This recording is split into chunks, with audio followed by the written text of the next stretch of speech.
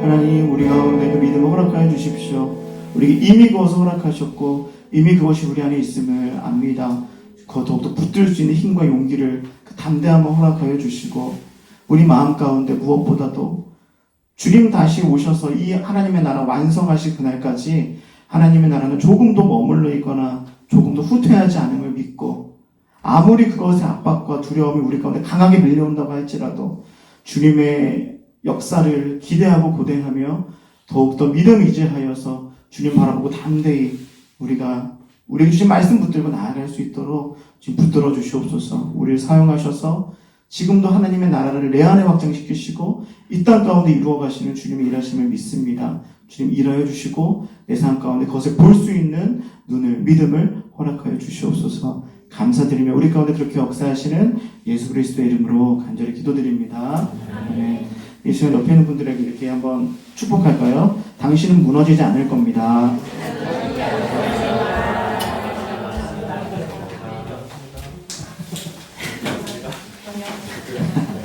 네, 무너지지 않을.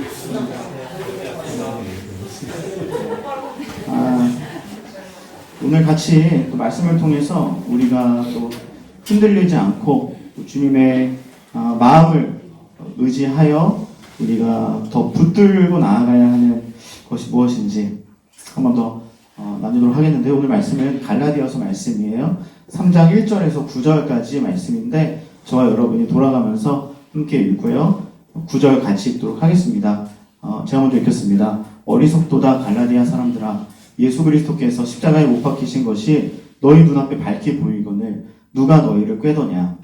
내가 너희에게서 당하는 것을 알았더니 너희가 성령을 받은 것이 율법의 행위냐 혹은 듣고 믿으느냐. 너희가 이같이 어리석으냐. 성령으로 시작하였다가 이제는 육체로 마치겠느냐. 너희가 이같이 많은 괴로움을 헛되이 받으냐. 과연 헛되냐. 너희에게 성령을 주시고 너희 가운데서 능력을 행하시는 이의 일이 율법의 행위에서냐 혹은 듣고 믿음에서냐. 아브라함이 하나님을 믿으되 그것을 그에게 의로 정하셨다 함과 같으니라. 그런즉 믿음으로 말미암은 자들은 아브라함의 자손인 줄 알지어다. 또 하나님이 이방을 믿음으로 말미암아 의로 정하실 것을 성경이 미리 알고 먼저 아브라함에게 복음을 전하되 모든 이방인이 너로 말미암아 복을 받으리라 하였느니라. 함께 읽겠습니다. 그러므로 믿음으로 말미암은 자는 믿음이 있는 아브라함과 함께 복을 받느니라. 아멘. 우리도 아브라함과 함께 그 복을 누리며 살아갈 수 있기를 먼저 축복드립니다. 우리 갈라디아서는 바울이 갈라디아 지역의 많은 교회들에게 보낸 서신이에요. 갈라디아 교회라는 한 교회 그 성도들에게 보낸 것이 아니라 그 지역에 여러 가지 이제 중소 교회들이 있었거든요. 그 공동체에게 보낸 편지입니다. 바울은 이 공동체들을 방문해서 복음을 이미 전했어요. 그리고 많은 사람들이 복음을 듣고 예수님을 영접하는 일이 일어났던 것이죠. 그래서 많은 이들이 그리스도인이 되었습니다. 바울은 그들에게 어떤 메시지를 전했던 것일까요? 그들은 어떤 메시지를 듣고 예수님을 영접하고 그리스도인이 되었던 것일까? 한번 우리가 생각해보면 바울이 어떻게 주로 활동을 했는지 보면 이것은 명확하게 우리가 생각해 볼 수 있습니다. 바울은 예수 그리스도의 죽음 그리고 부활을 통한 그 구원의 메시지를 심플하지만 강력하게 전하는 활동을 주로 했습니다. 그래서 그의 설교의 강조점에 따르면 바울은 구원이라는 것은 율법을 잘 지키는 행위에 의존하여서 얻어지는 것이 아니라 예수 그리스도에 대한 그 믿음을 통해서 이루어지는 것이다. 이렇게 항상 선포를 하고 가르쳤습니다. 그리고 이 소식은 그 이방인들에게 있어서 진짜 복음의 소식으로 들렸을 거예요. 왜냐하면 그들은 지금까지 율법에 밖에서 살아왔던 사람들이잖아요. 그러니까 그들에게 가서 좋은 소식이라고 이야기하면서 실제로 얘기를 들어보면 너희들 율법 안으로 들어와야만 구원을 받을 수 있다 이렇게 얘기한다면 지금까지의 그의 삶을 받아주는 것 같지만 부정하는 걸로 들릴 것이고 그들에게 있어서 너무나 큰 장벽이 먼저 다가왔을 겁니다. 하나님의 사랑과 구원에 대한 은혜보다 그것이 훨씬 더 크게 다가왔을 거예요. 그러니까 좋은 소식이기는 한데 나에게는 좋은 소식이 그렇게 아닌 그런 마음이 들었을 겁니다. 맞는 말 같고 동의는 되는데 내가 진짜 그 사랑을 받는 자로 여겨지지가 않는다면 이게 맞나 싶으면서도 조금 이 마음이 활짝 열리기가 어려웠을 거잖아요. 그들에게도 이전의 삶을 송두리째 바꾸고 새로운 공동체로 살아가야겠다는 결단이 있어야 예수님 영접하고 그 공동체 안에 생활할 수 있는 건데, 오히려 그 결단을 고민을 안겨다주는 복음이 기존에 유대인들을 통해서 흘러나왔던 그 복음이었던 겁니다. 그러니까 그런 그들에게 바울이 전했던 이 메시지는 매우 간단하고 심플하지만 진짜 복음으로 들리는 강력한 영향력이 있었던 것이죠. 믿음을 통해서 하나님의 자녀가 될 수 있다.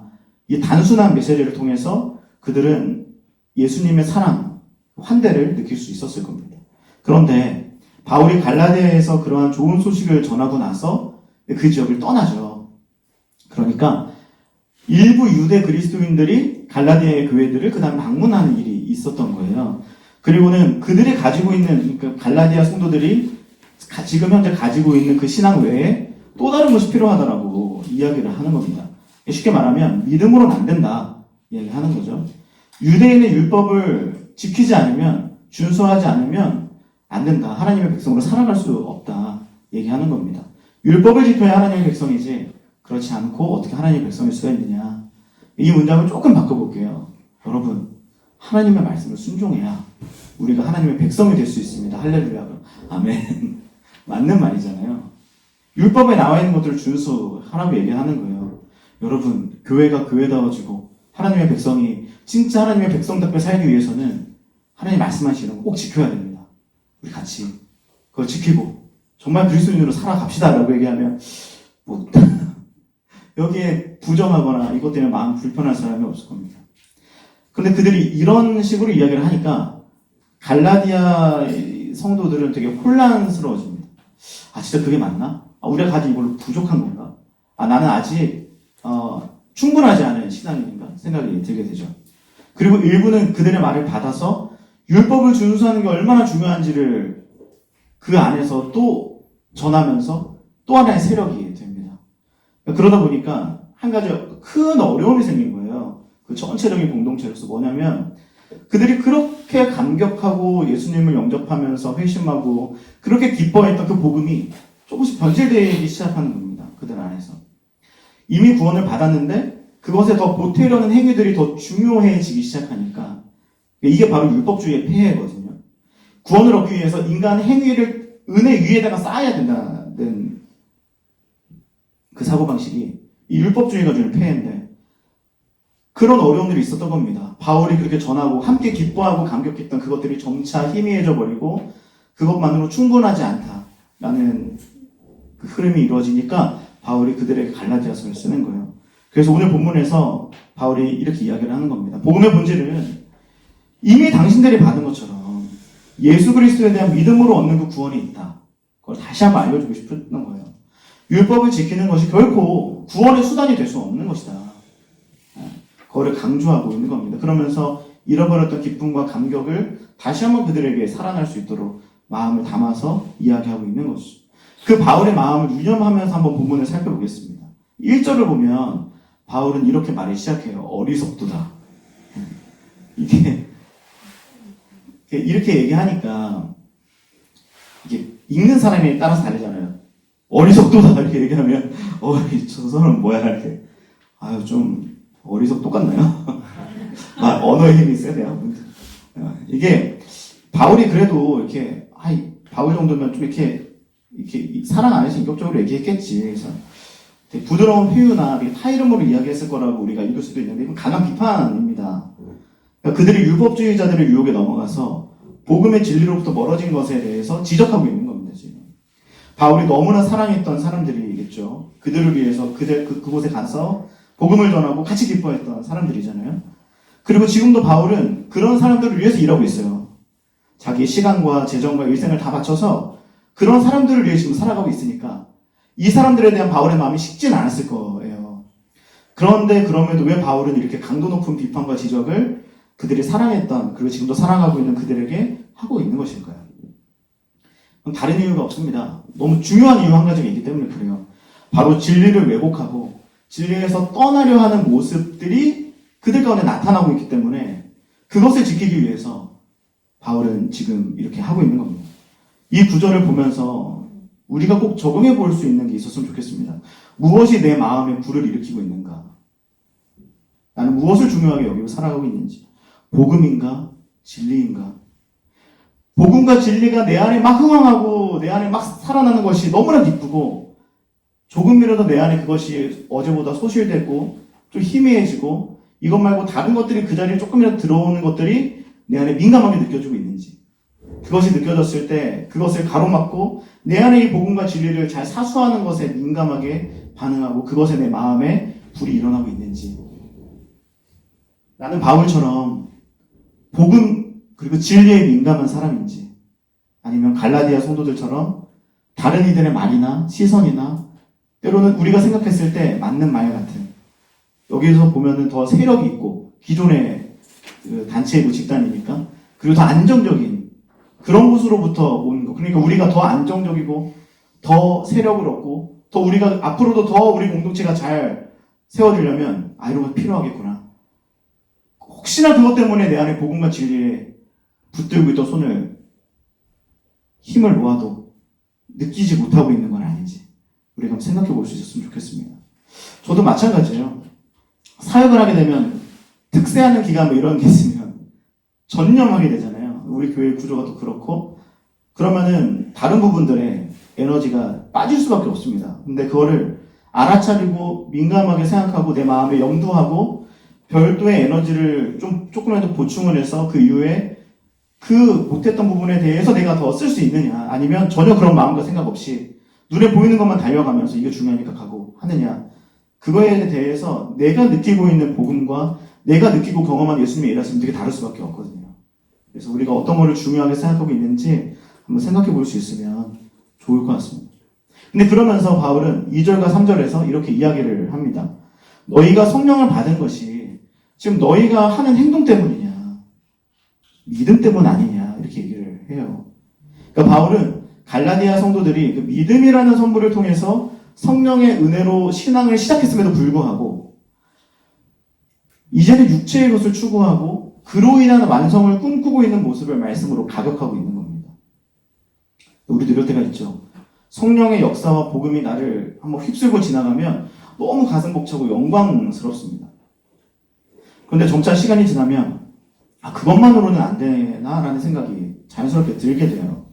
이것도 중요하고 저것도 중요하고 이거 안 되면 속상하고 또 저거 안 되면 상처받고 여러 사람이 말하면 또 내 안에 여러 가지 생각들이 있는데 이거 불안함이 커지면 맞아 그렇지 나도 맞아 그래 이 생각이 맞지 그러면서 내 마음의 열심을 조금씩 이동하거나 내 마음에 또 다른 것들을 담으려는 노력들이 누구에게나 생깁니다.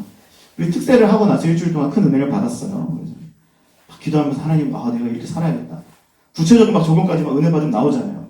당장 집에 가서 누구한테 이런 말 해야 되는데 내가 용서해야 되는데 내가 가지고 이런 것들 포기해야지. 근데 하루 이틀 지나면 그때는 내가 너무 감정적이었나? 너무 내가 상대방을 생각하지 않고 내가 너무 조금 더 내가 합리적이고 조금 더 내가 현실적으로 생각하는 그런 것들이 생겨요. 그러다 보면 하나님이 나에게 주신 그 은혜와 그 감격이 너무 기뻐서 내가 그 결단과 함께 눈물을 쏟고 내 마음에 너무나 큰 은혜를 경험했음에도 불구하고 그 눈물과 그 은혜 잠깐 이렇게 옆으로 이렇게 치우고 현실적인 문제를 같이 붙들고 나아갈 때가 너무나 많잖아요. 그래서 특세 때 아무리 결단해도 이렇게 내 삶에 큰 변화가 당장 일어날 것 같은데 무뎌지고 늦어지는 경우가 이런 이유일 거고 또 이제 연초에 리더로 또 조언을 마찬가지로 다 그렇습니다. 조언을 나눔하시다 보면 많이 느낄 텐데 큰맘 먹고 이제 한 해를 시작한 조언들 많죠. 이번에는 GBS 같이 좀 해봐야겠다. 그런데 안 나오고 이런 경우가 많거든요. 이런 문제들일 수 있어요. 갈라디아 성도들도 복음의 감격으로 되게 기쁘게 신앙생활을 하다가 갑자기 이러저러한 이야기를 듣고 그 내부에서도 여러 가지 혼란이 있었던 겁니다. 이거 중요한 거 아니야 진짜? 바울 선생님이 우리에게 차마 이거 안 알려주고 너무 우리가 합기는 시간이 적어서 그랬나? 우리 이거 해야 되는 거 아니야? 되게 권위 있는 사람이 이런 얘기를 하니까 그래 우리가 그래도 이거 해야 될 것 같은데 우리 이거 안 하면 정말 괜찮은 거 맞아? 이런 말들에 공동체가 나누어지고 있었던 겁니다. 문제는 그런 거 같이 잘 건강하게 하면 좋죠. 근데 그들에게 더 이상 바울 선생님과 같이 있었던 그때 느꼈던 그때 정말 마음에 품고 있었던 그 감사가 그들에게 주제가 되지 않는 거예요. 이제는 그들의 나눔과 그들의 모임에서는 은혜가 주제가 되지 않는 겁니다. 복음과 진리에 더 이상 그들의 마음을 쏟지 않고 또 다른 것들에 시선이 가고 마음을 쏟는 일이 일어나기 시작했던 거예요. 다시 말하면 복음이 너무 당연해진 겁니다. 그게 너무나 귀하고 값진 것이었는데 너무 그것이 나에게 정말 비교조차 안 될 만큼 큰 선물로 느껴졌고 내 삶이 진짜 지금 내 목숨이 끝나도 괜찮을 정도로 큰 감격이 있었을 겁니다. 새 삶을 얻었기 때문에. 근데 그게 이제 전통만도 못한, 여기는 전통 나부랭이만도 못한 이렇게 썼는데 저도 쓰면서 감정이 막 이렇게 전통 나부랭이만도 못한 싸구려 복음이 된 겁니다. 그들에게. 그래서 입에 올리지도 않아요. 여러분의 입술, 저의 입술을 한번 점검해 봤으면 좋겠습니다. 갈라디아 성도의 입술에 가까운지 바울의 입술에 가까운지 복음과 진리의 말이 우리 입술에 얼마나 많이 올라오고 있는지 아니면 다른 말들에 비해서 그것이 현저하게 무게가 떨어지고 빈도가 줄어들었음에도 그래서 다른 말들이 더 그 자리를 차지하는 것이 많음에도 나에게 아무런 문제가 되지 않고 있는 것은 아닌지 그런 변화를 느끼지 못하거나 그런 변화를 너무 허용하고 있지는 않은지 한번 우리가 돌아볼 수 있으면 좋을 것 같아요. 만약에 우리가 저와 여러분 중에 단 한 명이라도 그러는 상황에서 은혜가 필요하다면 오늘 그리고 우리의 모임 중에 하나님이 그 은혜를 주시기를 간절히 바랍니다. 만약에 우리가 정말 안타깝지만 그렇게 살아가고 있다면 되게 아무렇지 않게 또는 좀 고민이 되지만 그래도 결과적으로 허용하는 방식으로 살아가고 있다면 우리 4절 말씀처럼 우리는 그 모든 것들을 다 헛된 일로 만들고 있는 일을 하고 있는 겁니다. 애써서. 지금까지도 헛된 고난을 사서 한 셈이 되어버려요. 저는 그리스도인들의 크고 작은 고난이 헛된 시간이 않기를 바랍니다. 여러분들도 마찬가지로. 여러분들 보면 그래요, 진짜. 이 리더를 예를 들어서 온라인에 공고를 딱 띄워가지고 사귐의 교회 리더를 채용한다. 그러면 누가 지원하겠습니까? 돈도 안 주죠. 시간 뺐죠. 부담은 많은 자리죠. 의자도 막 자기들이 알아서 해야 되고 끝나고 막 다 치우고 해야 되고 그러니까 모든 것이 수고와 헌신이 요구되고 이런 말을 잘 안 쓰려고 하지만 사실 현실적으로 고난의 연속이잖아요. 우리 모든 이 성김의 걸음은. 그래서 저는 우리의 이런 시간들이 헛되지 않았으면 좋겠습니다. 이런 것들을 안 할 수는 없잖아요. 우리가 헌신하지 않고 내가 리더를 그러면 예수님께서 우리를 세워가시고 우리가 일하시는 방식이 아니기 때문에 그럴 수는 없어요. 그렇지만 최소한 그런 것들이 우리 안에 헛되지 않기를 의미가 있기를 간절히 바랍니다. 근데 어떻게 하면 우리의 이런 시간들이 헛되지 않을 수가 있을까요? 좋은 결과가 생기면 뭐 그럴 수 있죠. 우리 조언들이 많아지면 반대가 되나요? 많아지면 우리 조언들의 마음이 부드러워지면 나눔이 깊어지고 맞아요. 그럴 수 있죠. 아니면 여러분들의 헌신의 복지가 달라지면 조금 더 환경이 좋아지고 개선되고 모든 이게 섬김의 환경이 합리적이고 효율적으로 점차 개선되면 그것도 의미 있을 수 있습니다. 또 간식이 다양해지면 오늘 맛있는 간식이라고 좋아하는 혹시 빨간 게 남았어요? 하얀 게 남았어요? 빨간 게 남았어요? 아 그렇군요. 조언들이 잘 배정돼서 날 속상하게 좀 안 하면 좀 잘 맞는 좀 열심히 좀 잘 따라와 줄 수 있는 조언들이 배정이 되면 뭐 그런 거 다 어느 정도의 소소한 의미와 기쁨은 다 될 수 있을 겁니다. 그리고 그런 것들을 최대한 우리가 서로 도와가면서 해줄 수 있으면 저는 참 좋을 것 같아요. 그런데 그게 여러분의 그 신앙과 이 섬김의 헌신의 시간들 그리고 앞으로의 시간들을 본질적으로 의미 있게 만들어준 요소가 될 수는 없다는 거 우리는 너무나 잘 알고 있습니다. 그게 아니라 중요한 것은 우리 안에 복음이 굳건하게 자리 잡아 있는가 그게 우리의 이 모든 일들을 의미 있게 만드는지 헛되게 만드는지를 결정하는 거예요. 우리 안에 그 진리가 살아있다면 저와 여러분이 언제나 복음과 진리에 민감하게 반응하고 있다면 그렇게 살아가고자 한다면 그것이 우리의 모든 신앙과 섬김과 헌신의 자리를 가장 의미 있게 만들어 줄 것입니다. 7절에 보면 그러므로 아브라함의 자손이라면 믿음으로 말미암아 믿음으로 살아야 된다고 바울은 이야기합니다. 왜냐하면 구절에 보면 믿음으로 말미암은 사람은 아브라함처럼 복을 받을 수 있다 이야기해요. 아브라함에 대해서 우리가 특세 때도 한번 살펴봤는데 아브라함이 복을 받을 수 있었던 이유, 그의 삶이 최종적으로 진짜 의미 있는 복된 삶이 될 수 있었던 이유가 무엇일까요? 하나님이 그를 사용하셨던 이유가 무엇입니까? 아브라함이 잘 순종해서 이삭을 바치는 놀라운 순종을 믿음으로 하긴 했지만 그 전에 이제 쭉 월화수 설교 들어보셨으면 아브라함 이런 모습이 막 되게 의외로 무너지는 모습들이 되게 많았잖아요. 자손을 주시겠다고 하는데 언제 주실지도 모르고 답답해요. 가라고 하시는데 언제 어디로 뭐 가야 될지 잘 몰라요. 그냥 가라고만 하시니까. 그러니까 하란에 뭐 머무르기도 했다가 또 이스마엘 이렇게 낳아버리기도 하고. 아브라함의 생각이 뭐 이런 생각도 있었을 거예요.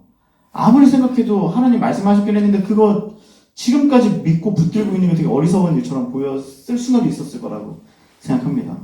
그리고 하나님께 좀 불만도 좀 있지 않았을까 싶어요. 내가 이렇게 불안한데 하나님 나를 말 한마디 해놓고 지금 하나님이 창세기 잘 보시면 아브라함한테 진짜 몇 번 얘기 안 하시거든요. 계속 동행하면서 아브라함을 계속 지도하신 것 같지만 아니에요. 가끔 한번 나타나서 말씀하시거든요. 그러니까 내가 이렇게 불안하게 날 놔두시고 말씀하시면 책임을 지시던가 왜 이렇게 나를 내버려 두시나. 그러니까 내가 뭐라도 해야 될 것만 같은 불안감이 막 드는 거예요. 이제. 그러니까 이스마엘이라도 낳아야 되지 않겠냐? 이렇게 되는 거죠. 아브라함의 인생이 그래요. 되게 모호했고 개념이 없었고 그러니까 그 인생의 개념들이 잘 잡혀있지 않았고 형태가 되게 모호한 인생이었죠. 근데 그럼 그가 왜 복을 받았냐? 그 과정에서 신실하게 다 하나님의 말씀을 들었는지가 기준이었으면은 아브라함은 좋은 평가를 받지 못했을 겁니다. 이유는 하나죠. 아브라함은 그 인생 전체를 봤을 때 그의 믿음은 흔들려도 믿는 믿음이었기 때문에 그래요. 흔들리고 넘어지고 주저하고 그러는 순간들이 있었지만 그럼에도 그의 전체 인생을 보면 아브라함은 흔들리고 주저앉고 무너지고 머물러 있었을지언정 그의 믿음이 한결같게 그에게 있었다라는 것을 하나님 보신 거고 그것을 통해서 하나님은 아브라함에게 주신 언약을 이루시고 그에게 복을 주신 거죠. 신앙생활을 해도 뭐 리더를 해도 엘더를 해도 뭐 흔들릴 수 있습니다. 당연한 겁니다. 아브라함도 흔들렸는데 저도 그렇고 여러분 흔들릴 때마다 믿음이 흔들리게 내버려 두느냐 아니면 흔들릴지라도 믿느냐 이것은 천지 차이입니다. 한번 저를 따라해 주시겠어요? 믿음이 흔들리느냐 흔들릴지라도 믿느냐 여러분 어떻게 사시겠습니까?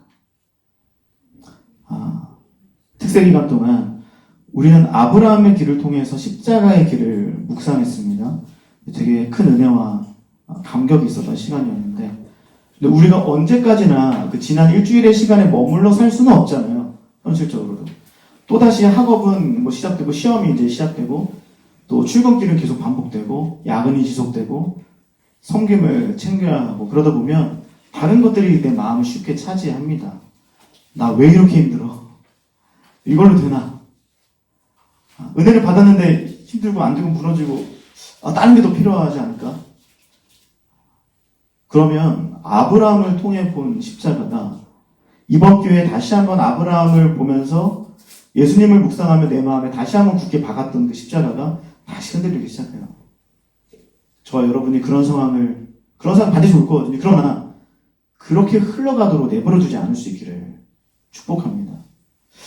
우리는 아브라함을 통해 십자가를 바라본 것으로 모든 여행을 마치면 안 될 것 같아요. 또 다른 여행을 시작할 때 이제는 십자가 이후의 아브라함의 길을 그럼 우리는 어떻게 걸어갈 것인가? 그것에 대한 고민과 적용이 우리 가운데 있어야 될 것 같습니다. 우리에게 주신 믿음으로 그 길을 복음과 진리를 사수하면서 믿음으로 살아갈 수 있기를 주님의 이름으로 축복합니다. 우리가 다 마지막 때를 살아가고 있잖아요. 우리가 겪는 이 세상은 당연히 다 진동하고 흔들릴 겁니다. 어느 곳이라고 거기서 예외되는 곳은 없을 거예요. 아무리 경건하게 살아도 내 삶이 흔들릴 겁니다, 반드시.